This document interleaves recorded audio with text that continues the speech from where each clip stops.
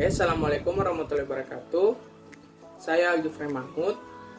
Saya dari Universitas Bina Mandiri Gorontalo, Prodi S1 Farmasi. Di sini saya akan menjelaskan tentang apa itu RAAS.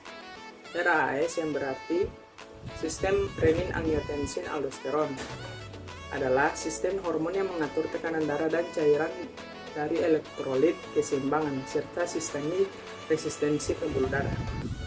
Ketika aliran darah ginjal berkurang, sel-sel juxtaglomerular di ginjal mengubah prekursor prorenin atau sudah ada di dalam darah menjadi renin dan mengeluarkannya langsung ke sirkulasi. Renin plasma kemudian melakukan konversi angiotensinogen dirilis oleh hati untuk angiotensin 1. Kemudian diolah menjadi angiotensin 2 oleh enzim mengubah angiotensin. Selanjutnya masuk ke AC yang ditemukan di permukaan sel endotel vaskular, terutama di paru-paru. Angiotensin 2 adalah peptida vasokonstriksi kuat yang menyebabkan pembuluh darah menyempit sehingga meningkatkan tekanan darah. Angiotensin 2 juga merangsang sekresi hormon aldosteron dari korteks adrenal. Aldosteron menyebabkan tubulus ginjal meningkatkan reabsorpsi natrium yang akibatnya menyebabkan reabsorpsi air ke dalam darah, sekaligus menyebabkan ekskresi kalium untuk menjaga keseimbangan elektrolit. Ini meningkatkan volume cairan ekstraseluler dalam tubuh yang juga meningkatkan tekanan darah. Jika ras aktif secara tidak normal tekanan darah yang akan terlalu tinggi, ada beberapa jenis obat yang meliputi penghambat AC atau ARB dan menghambat renin yang mengganggu langkah-langkah berbeda dalam sistem ini meningkatkan tekanan darah. Obat-obatan ini adalah salah satu cara utama untuk mengontrol tekanan darah tinggi, gagal jantung, gagal ginjal, dan efek berbahaya dari diabetes. Baik, kita masuk pada golongan obat hipertensi dan mekanismenya. Yang pertama itu diuretik.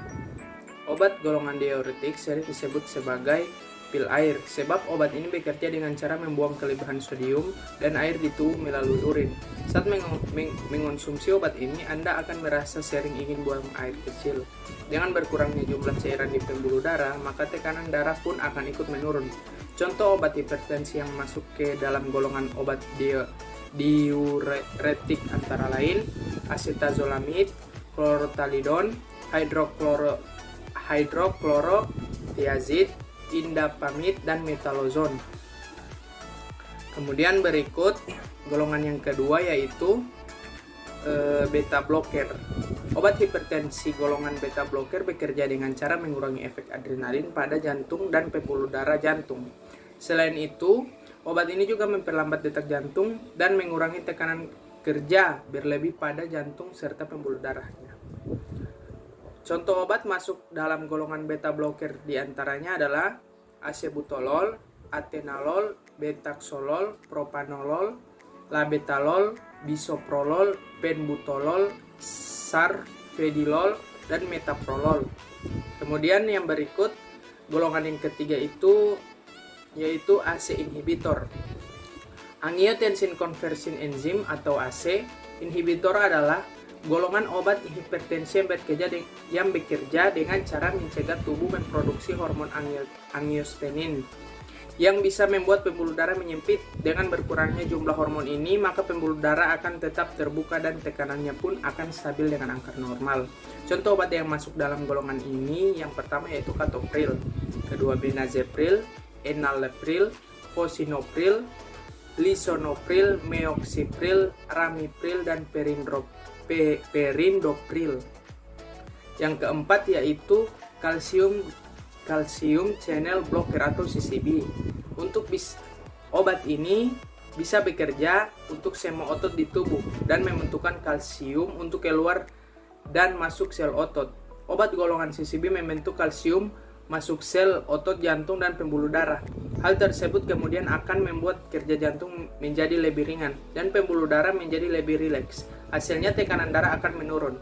Contoh dari obat CCB adalah amlodipin, dialtiazem, felodipin, isradipin, nicardipin, nifedipin, nisoldipin, dan verapamil.